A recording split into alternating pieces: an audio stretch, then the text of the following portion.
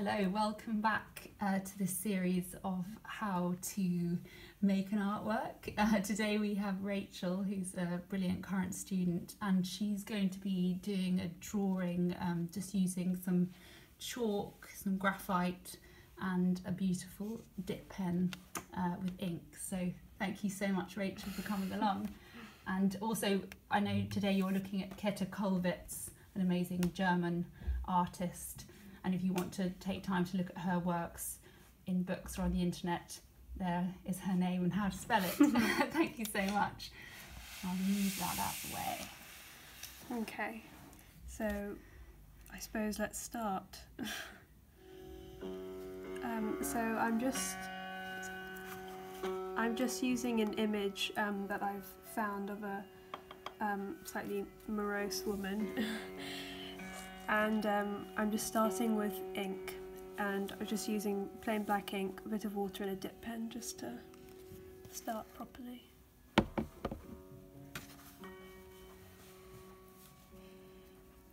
I suppose the most important thing when doing a drawing is not to start with the sides but starting from the centre, because otherwise you lose a sense of a face.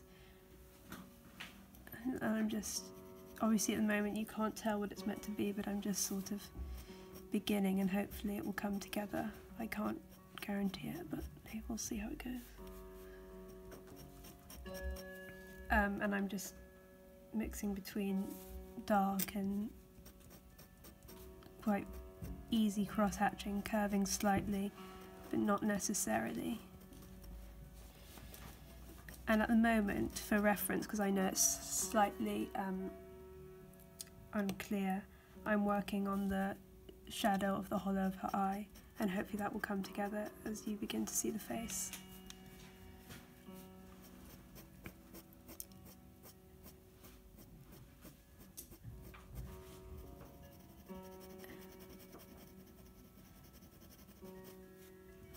And as I work down the bridge of the nose, I'm looking at each individual crevice and each individual tonal shift, taking care to really pay tribute to each one.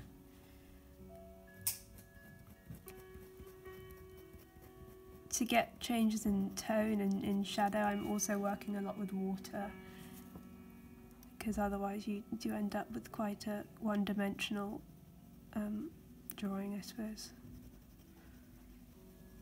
Here we are. So as you can see, we're already getting quite a strong range of marks.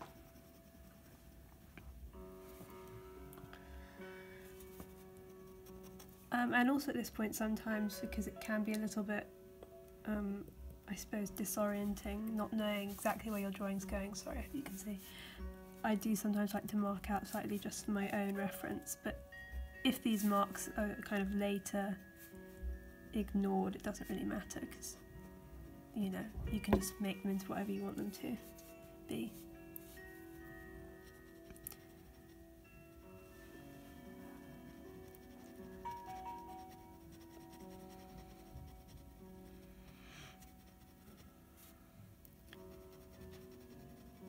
So here I'm just briefly, very quickly marking out the brow bone and examining the forehead as it curves.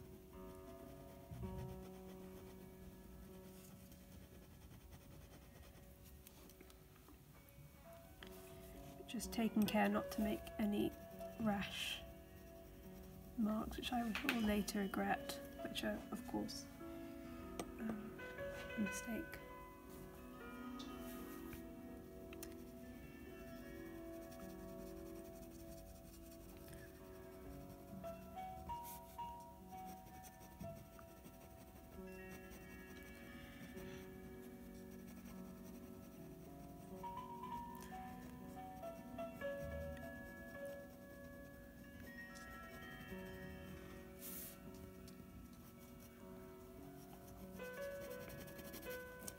And the other thing in terms of marking out is actually using quite a lot of water mixed with ink. I find that really helpful, because then I'm not obliged to follow those lines which I've initially made, but they just help me when I go back into them later on. So for example, this eye is obviously not perhaps anatomically correct, but because I've marked out the first time, I feel no fear, I suppose, going back into it later to confirm those lines. And there I'm just marking out the hair. Again, not particularly well, but it's helpful for me.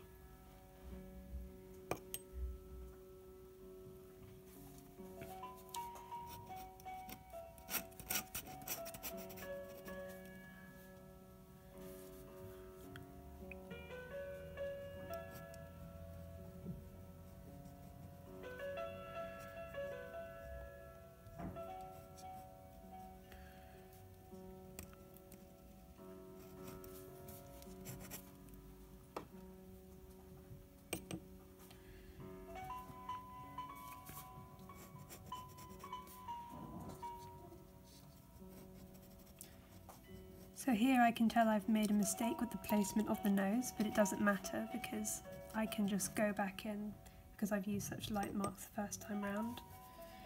And when I get lazy and I want to block in shadow, I can go in with the chalk later.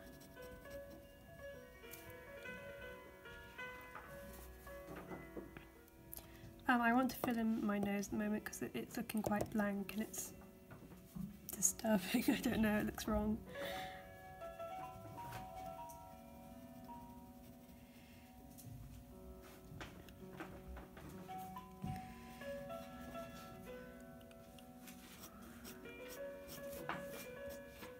So here curved cross-hatching is really useful because it demonstrates sort of how the nose curves, and I kind of stole that from another German artist, Horst Janssen. He does it much better than I do, but in case you're wondering what I'm looking at or examining in that, just that's a good reference point.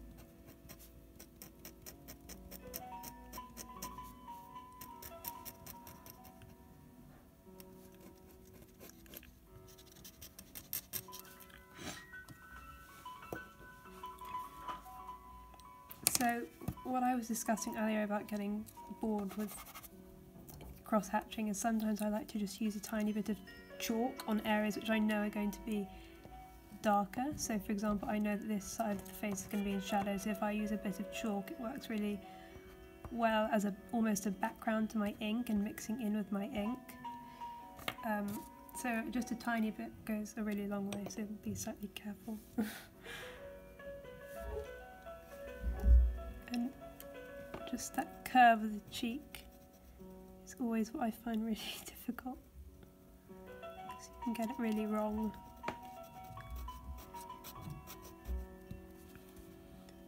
If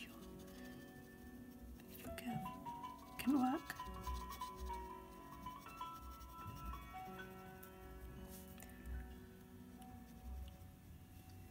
So obviously, Rachel, you're doing a wonderful job. I can't wait also to get the camera showing a close-up near the end, because they're incredibly dense marks.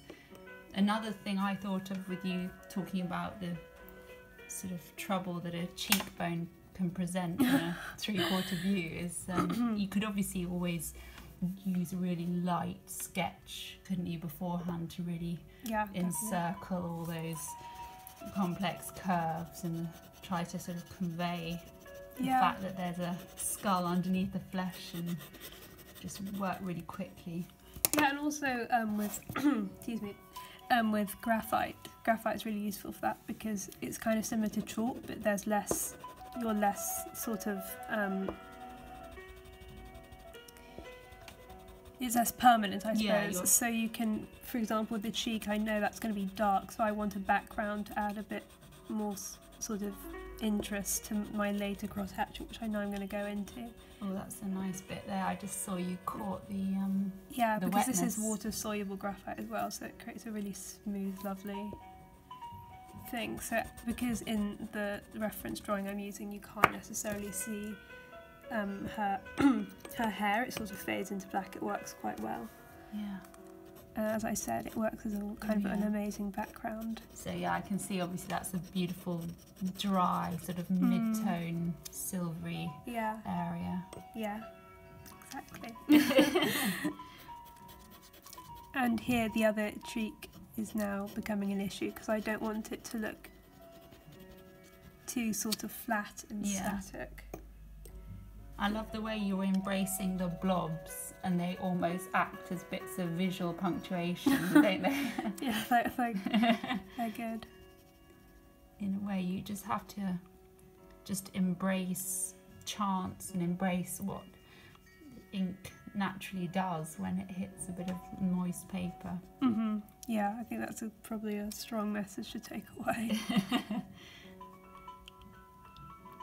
So now I'm working into the eye, which is actually quite difficult to do, I think, because of the unpredictable nature of ink, and eyes work better when you can predict exactly what your material's going to be doing.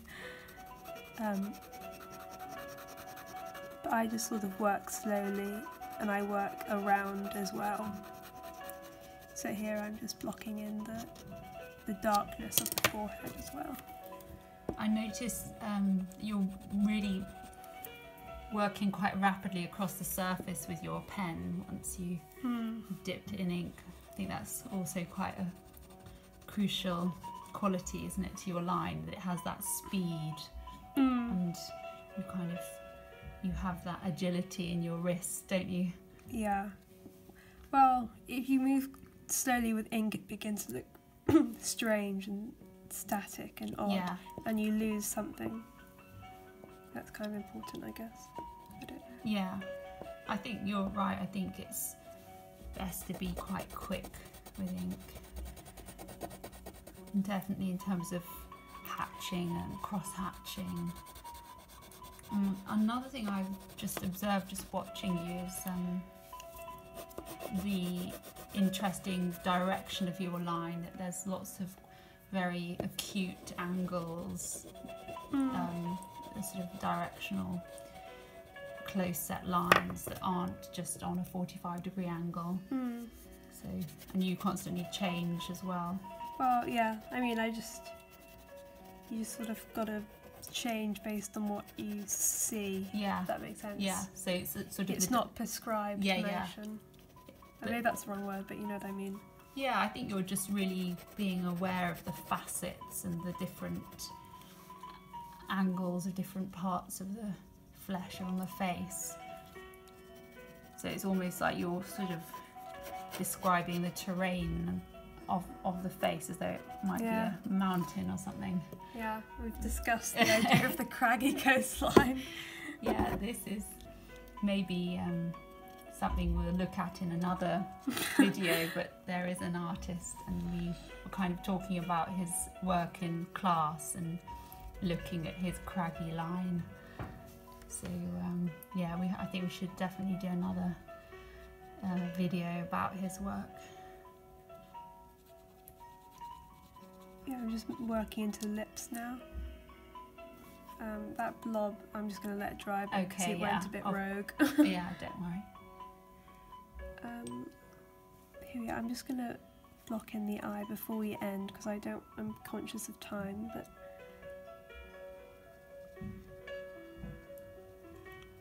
just see how this goes.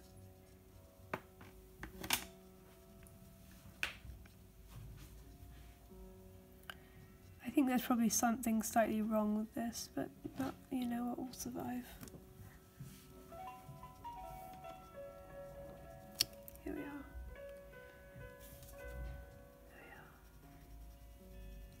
And just making sure that lid, I think, as well, yeah. There we are.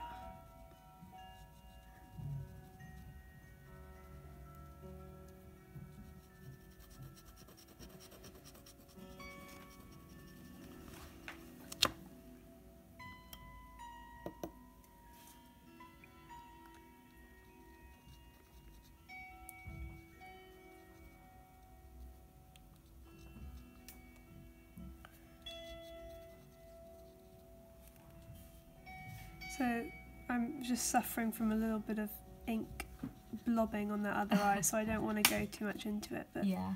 Obviously with ink you might well have to leave something flat on the surface to really dry, because yeah, even though you could actually blot it off with some absorbent tissue or paper, obviously if you press down onto that blob it would flatten it a bit, wouldn't it? yeah, it would. So yeah, there are some times when we can just leave things to dry naturally.